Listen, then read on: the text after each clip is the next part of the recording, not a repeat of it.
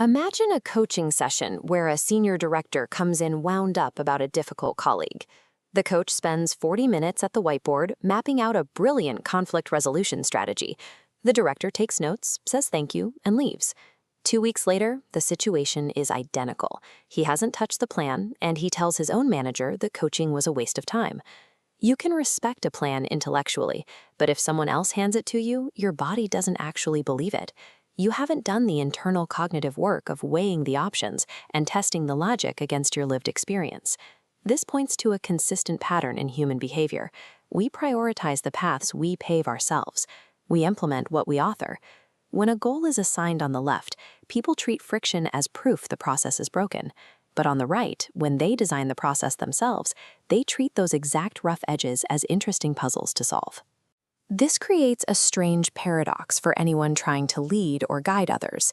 You sit there watching someone struggle, and your inner voice screams at you to just give them the right answer. But delivering a beautifully wrapped solution bypasses the client's ability to integrate that information. It robs them of the cognitive friction required to build ownership, which almost guarantees the plan will fail. To keep coaches out of the way, the industry relies on the GROW model framework. Because it's deceptively simple, bad coaches often misuse it as a friendly interrogation checklist. Here we see Sir John Whitmore on the right, who popularized the model in the 1990s, based on his work in high-performance sports. Whitmore translated those psychological principles to map the inner game of sports like tennis, showing that the opponent inside a player's head is often far more formidable than the one standing across the net. As we see in this compass layout, the model breaks down into 4 quadrants: goal, reality, options, and will. It acts as a quiet internal map, so the coach knows exactly where they are in the terrain while the client does the exploring. Skip any of these steps and the decision-making process breaks down. If you skip goal, you wander aimlessly. Skip reality, and you build unrealistic castles in the sky. Skip options, you stay stuck. And skip will, you just go back to your inbox. The framework serves as a structured container that forces the client to navigate their own way out, rather than allowing the coach to drive the conversation.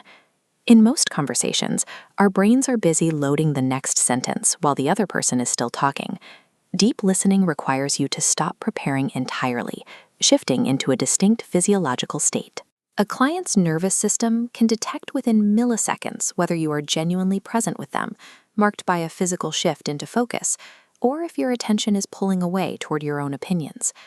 When you actually drop into listening, you can catch the hidden assumptions in their language.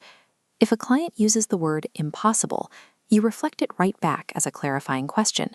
You simply ask, impossible or just very hard? Then comes the most difficult tactic. When they answer, material to the surface. But even if a client authors a brilliant insight in the safety of a coaching session, that plan will get crushed the second they walk back into their environment if it ignores organizational context. Imagine coaching a mid-level manager at a hyper-growth tech firm to set strict boundaries and delegate more. If the company culture rewards visible overwork and reads delegation as a weakness, your crafted boundaries plan will just get them passed over for promotion. Looking at this network mapping, we can expose the informal power structure using a stakeholder map.